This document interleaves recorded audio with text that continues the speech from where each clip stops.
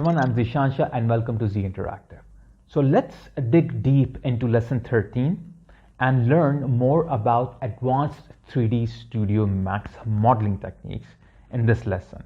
Like a boss.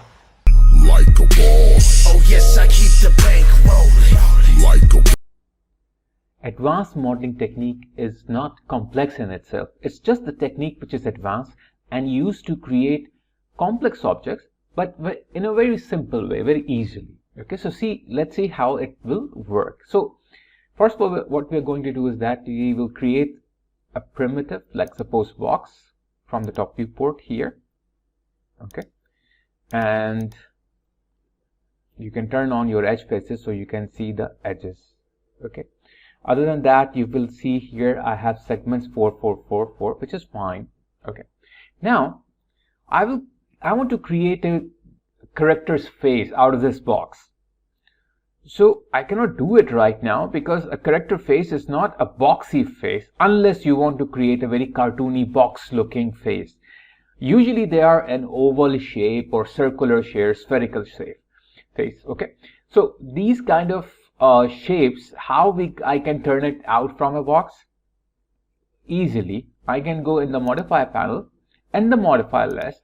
There is an option which is called Spherify. So if you will go to the S, you will see here Spherify. What the Spherify will do is that it will convert my box into a sphere. Now, most of you will be thinking like, why didn't I create it as sphere instead of making a box and then converting that box into sphere? The reason is that the number of polygons here, the way it is divided, the way it is drawn on the face of this model is easy to model rather than creating a sphere.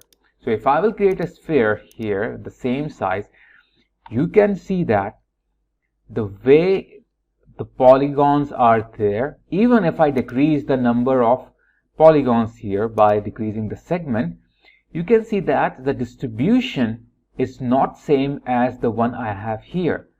This is more easy to modify and make something out of it, and this will be a little bit hard to do that. Okay, so that's why I prefer to create a box and then spherifying that box, and after you are done, you can take this box and then you can use the edit poly, so you can start modeling that. Okay, now I can go to the front viewport. Okay, and then I can delete this half. Okay, and once it is deleted, what I can do, I can create a symmetry. The reason I want to create a symmetry is that so that I can have two same sides. If I will work on this will be affected, just like what we did in the last lesson.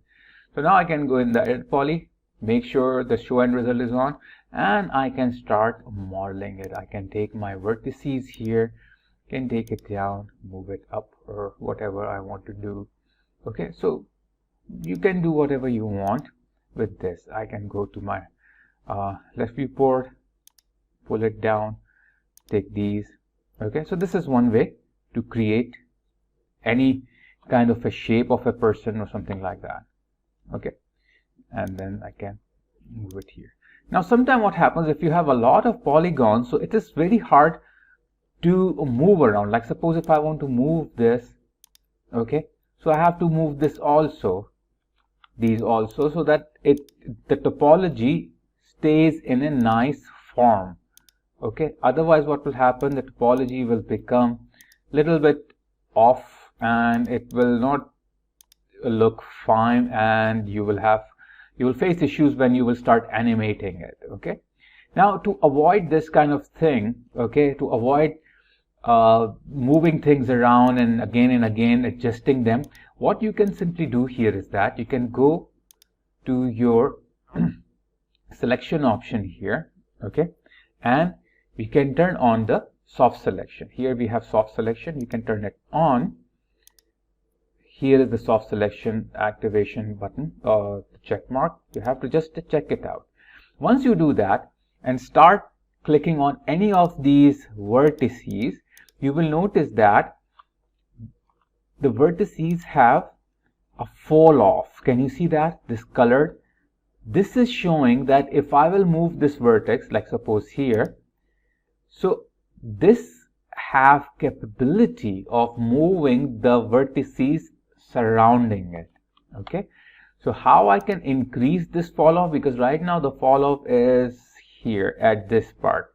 Okay, we have gone through this when we were studying, when we were on the lesson of the editable spline and shape. Same thing is here. So I have here fall off. I can increase the fall off. Okay, right now the fall off is here, which is orange color. Orange means the affected area. So this area is not, you know, like expanded. It is just like same as I'm moving without the like soft selection. So if I will increase it, so you can see now other areas are affecting. Okay, now this part is affecting as well. So if I will move this vertex here, okay, so a part of this will move. But this, you will see that it is turned blue. Blue means affected, but not too much. A mild affection will be there. Okay, a mild effect will be there. If I will keep on increasing, you can see that the color is becoming more brighter and brighter. As brighter it will get, it will be more affecting. Now if I will move, you can see that it's moving more. I can increase it more, and now you can see that it got more brighter. And if I will move it, you can see others are moving with it. So easily, with only one vertex selected, I can move the others around it. I just have to adjust my fall off.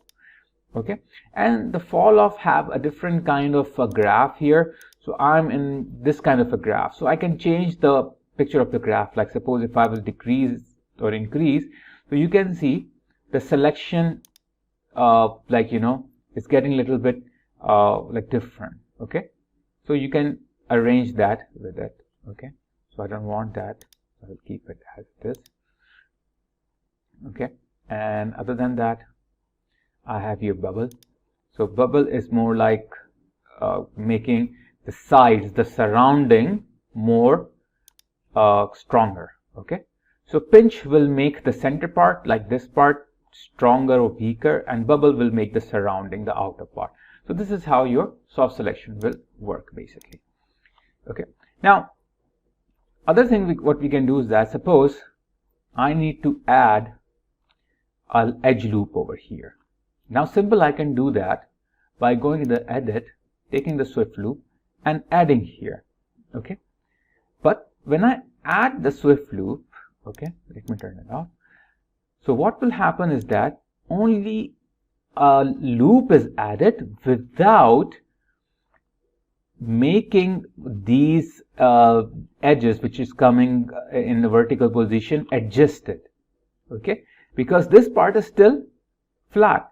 But in reality, what I'm doing is that everywhere where I have these edges, edge loops, they are making a curve. But when I added the last edge loop, it didn't increase the curve. It was flat as it is, and the loop was just made on it. If I want to avoid this and make a curved with the edge loop, so I don't have to just go and add the swift loop. I have another option, which is, let me undo this one. I can do in a two ways. First, I can take my edge loop, okay, the swift loop from here, and then I can make a swift loop. Okay, or what I can do is that, let me undo the swift loop. I can go here in the loops. Okay, but first I need to select an edge here because I want to loop here. Okay, across this edge that I selected. So I have to select that one at least edge, then loops, and then I have to apply insert loop.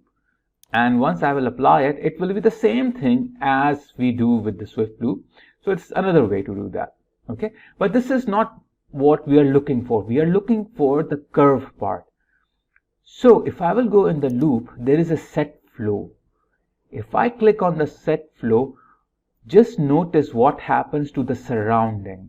Okay, what happens when I press the set flow. So when I click on the set flow, you can notice that it created a bit of a curve. Okay. Notice here as well. Let me undo. Before set flow and this is after the set flow. So you can see how things become little bit smoother and curved. So this is what the set flow do.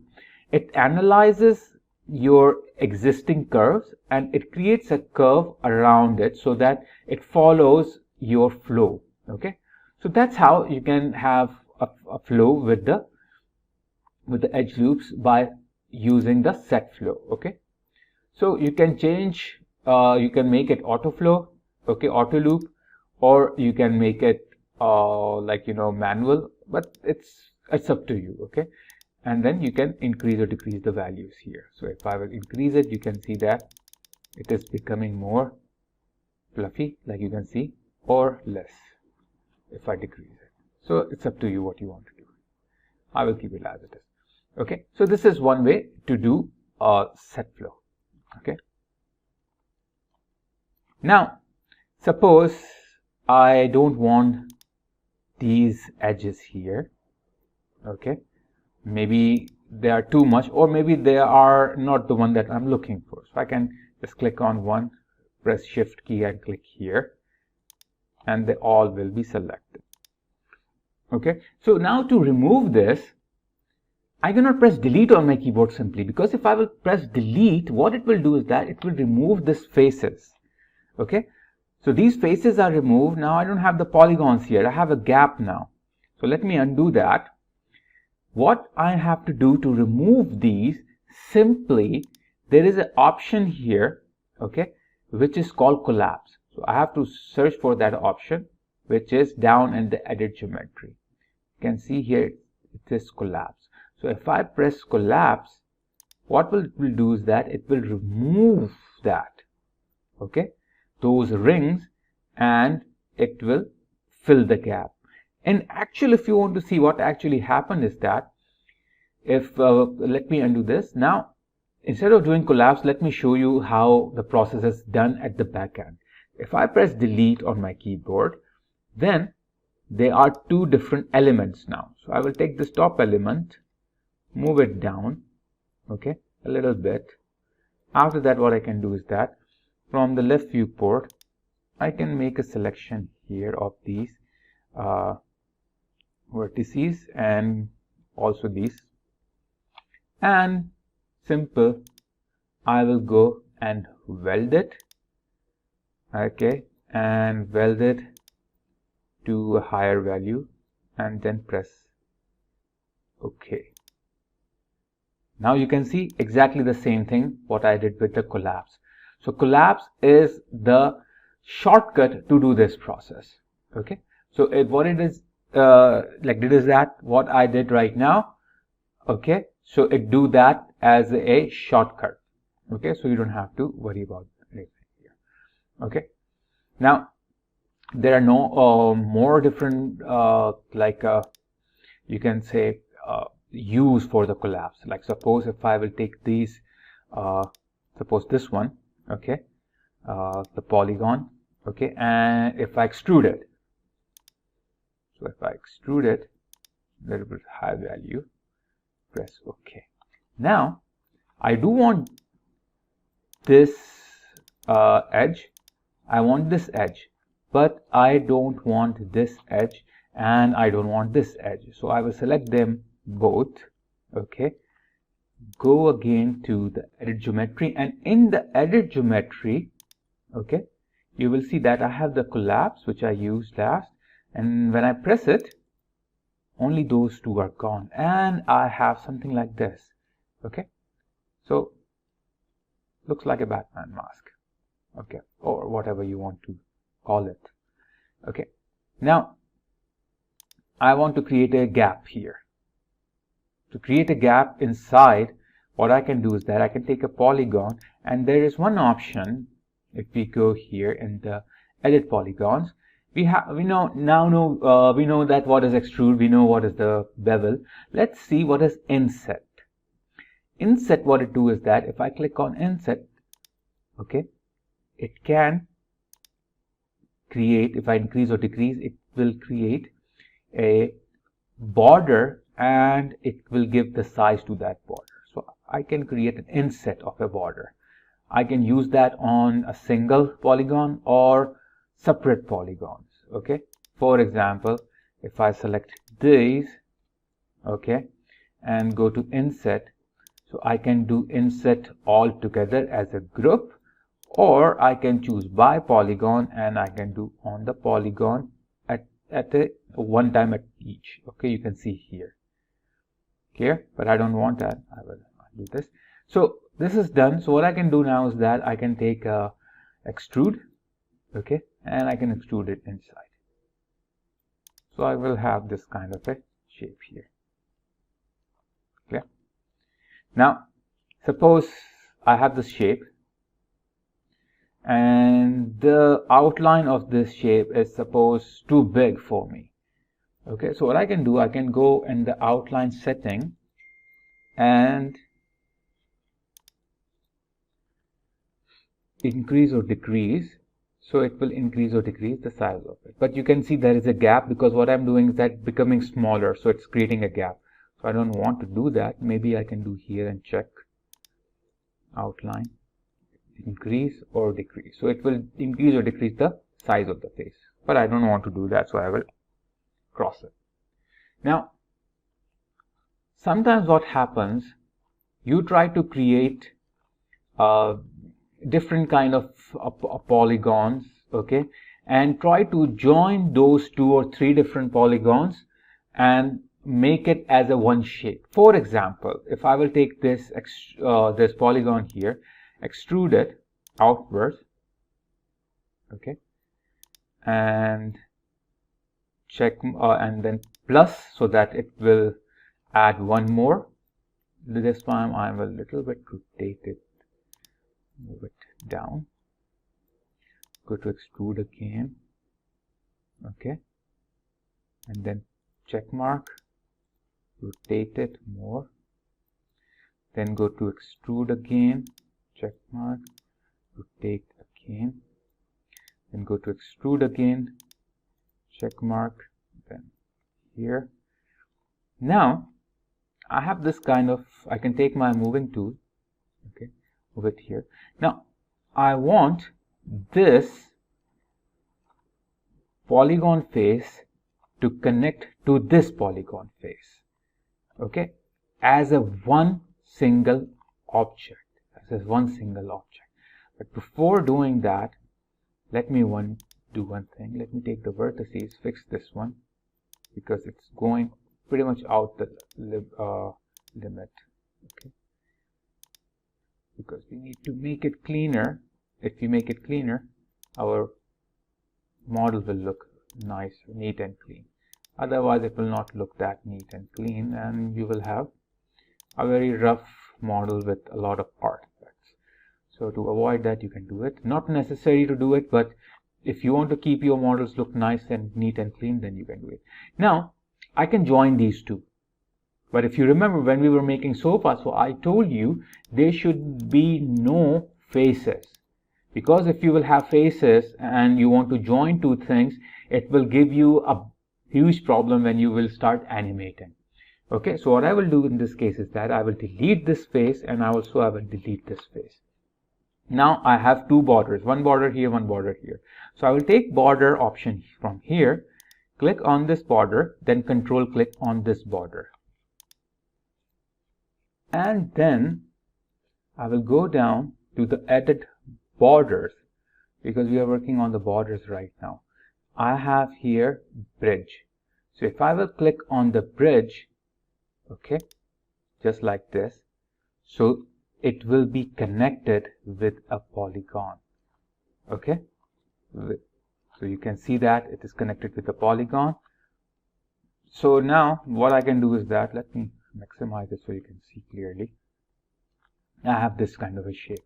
Now what I can do, I can simply go to the vertices, and if something is wrong, I can fix it. I can move this vertices a little bit upwards, this vertex a little bit down, okay, or somewhere here. So it's up to you how you want to move it around. Okay, I can take these two and move it backwards.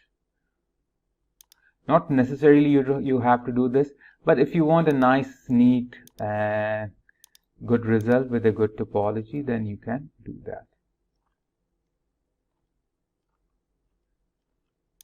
Yeah, looks better now. Okay, so this is how you can do the bridging if you want to join two different polygon faces together. Now, whatever selection sub-object we select, okay, whether it is vertex or edge or border or polygon or element, their settings appears on this ribbon. For example, if I will go to the vertex, here you will notice that I have vertices specific options. Okay, if I want to extrude a vertex, if I want to chamfer a vertex, okay, so remove or break, so I can do that, or target weld. So it's mostly the things that you have already we have gone through in the last lessons. Okay, if I will change to edge, so I will have the edge options here. Okay, extrude the edge, chamfer the edge. Okay, so you can try all these on edges and these things. And if I will go to the border, so there I will have the border options. If I will go to the polygons, I will have the polygons option. Okay, and if I will go to the elements, so I will have the elements option here. Okay, now few things that we have not gone through. Let's go to go through those things here. Okay, so for example, in the polygons, I have here geopoly. Now, what does the geopoly do? Geopoly, if you select anything which is not squarish form, like if you will see that this is not in a square form, this is quite deformed. Okay, it do have 4 sides, but it does not look like a square. So if I will select this, go to the polygon option and click on the geopoly, what it will do is that it will force it to become a square. So this is how you can clearly select these quads and turn them into you can say squares. So they will become something like this. Okay, so this is one way to do that. Other thing that we have here is hinge. What it do is that if I will click on this, okay, polygon and go to the hinge, okay, and start creating a hinge out of it, so you can see that it is creating a hinge like this. Okay, so what is the hinge? Hinge is basically like, you know, as you can have seen in the picture, it will start creating something like this. Let me do from here, from this angle. Okay, so basically I will move here. Okay, and I can keep on doing that. Okay, and then something like this. Okay, so it will take one part as a corner hinge and it will extrude it. So you will always have this kind of result when you are using a hinge. Okay, so this is how the hinge will work. Now, other than that, what we have here is the extrude on spline. Okay, now how does the extrude on spline works? Let's see. We should have a spline here. So let me go in the create option, go in the shapes, take a line. Okay, let me go on the orthographic top viewport, and I will make a spline here. Move it front.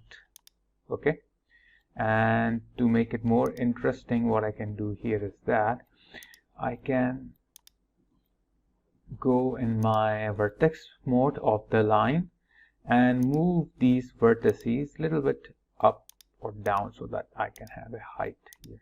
Now I can go back here, so I have this kind of a spline. You can see that. Now deselect everything here, move this spline here.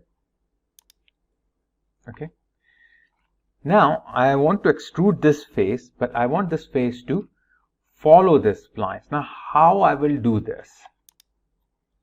Before applying, let me do one thing. Let me move it a little bit here so that I have move space, and let's rotate it this way. Okay. Now one thing we have to keep in mind is that we created this spline from the top viewport, so the direction might not be same as here. It will be little different because this model has been created from a different viewport and this is created from a different viewport. So don't worry about if it is not exactly following it.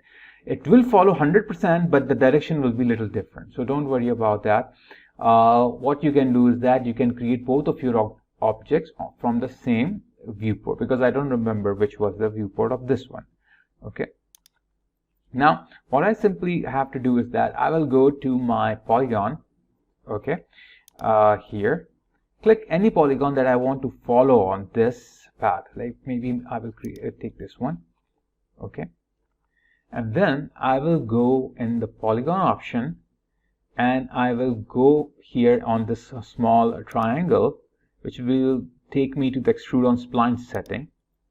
Once it will take me to the extrude on spline setting, here if you will see there is a small option here which asks you where is the spline. So I have to click here and I have to select my spline, which is this one. So I will click on this and you can see that it is following this. As I told you, it is same 100%, but the direction is a little different.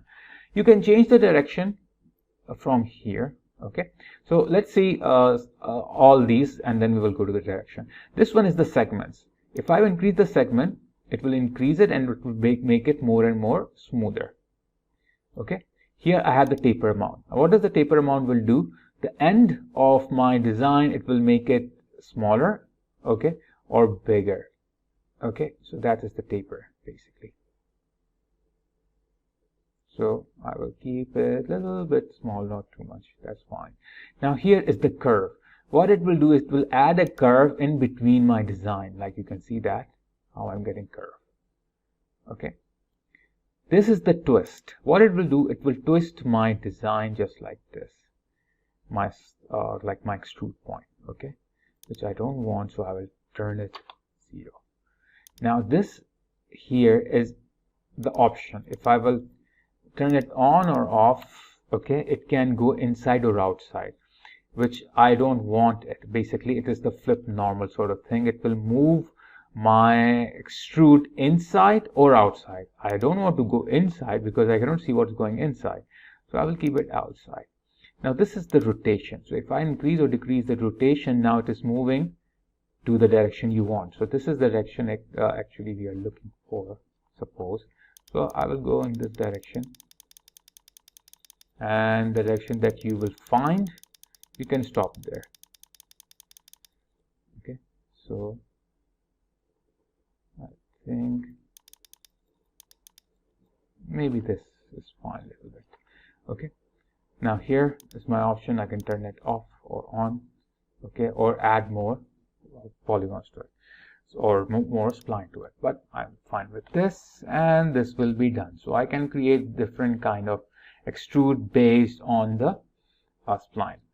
Okay, now what else I can do is that let me uncheck all these sub objects. I can go to my spline again and I can take these like vertices here. I can move it. Okay, and what else I can do is that I can reuse it for any other part. Okay, so totally up to you what you want to do. Okay, so this is how you can do that extrude on spline thing. Now suppose I don't want this to be part of it, so what I can do, I can detach these.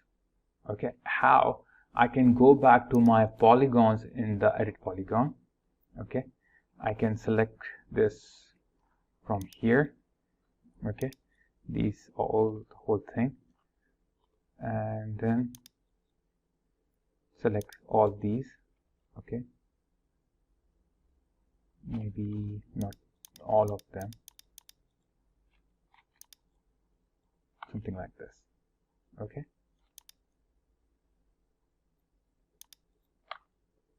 so this whole thing is selected. Now what I can do is that I can go into my geometry all option, and I have here deattach. Now if I click on deattach, it will ask me deattaches as what, so I will deattach it as an object. Okay, so whatever name you want. Okay, maybe this is a trunk, so I will write a trunk here, press OK. Now if I will see here, there is a trunk object, so let me go outside.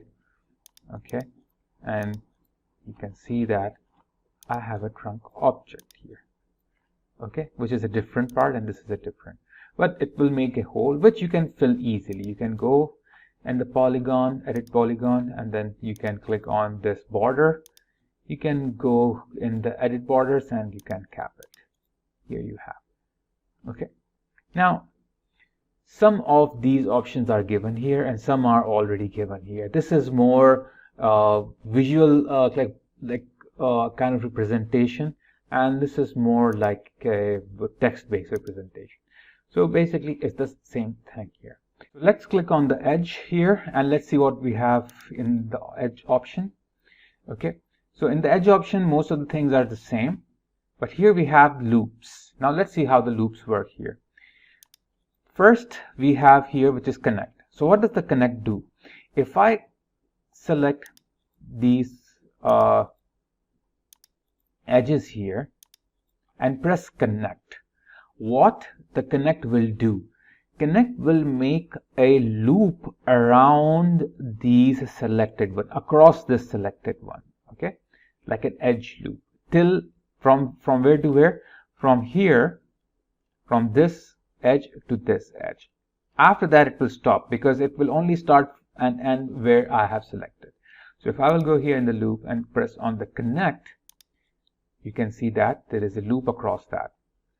If I want to use my own settings, I can go in the connect setting and I can increase or decrease. So this we have already gone through in the last classes.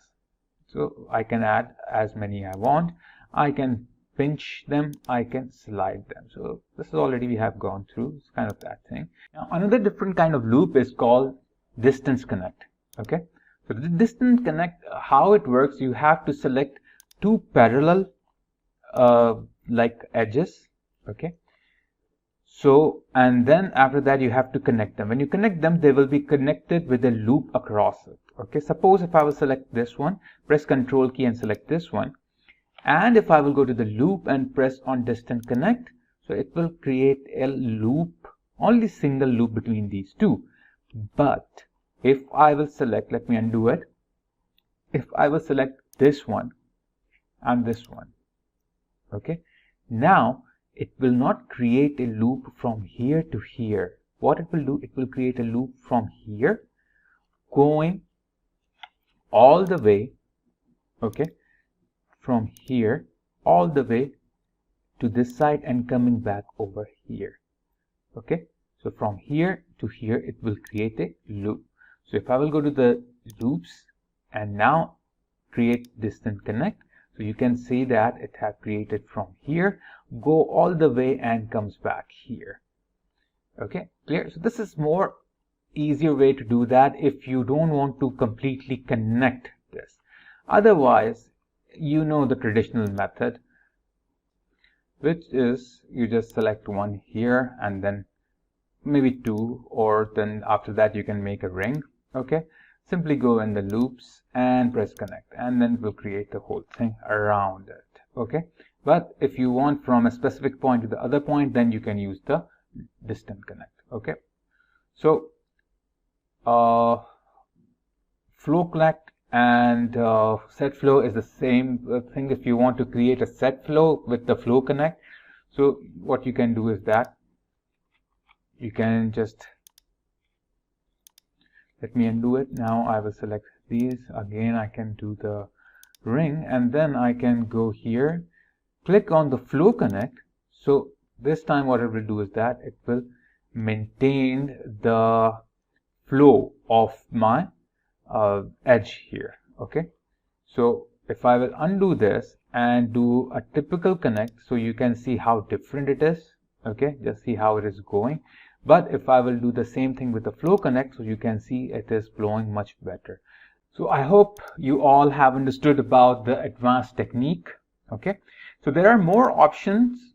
So what else you can do here is that you can go through each option, search on your own what these options do. Okay, every one of these have different options.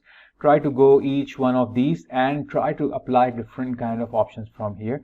Just explore on your own and see where you can reach and what kind of things you can see around. Okay, so guys, if you have liked this tutorial, please click on the like button.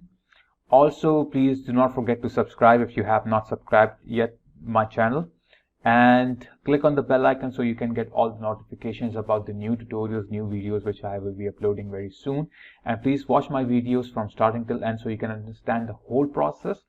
Also, please watch it online, don't download it, so that I can have my enough watch time hours.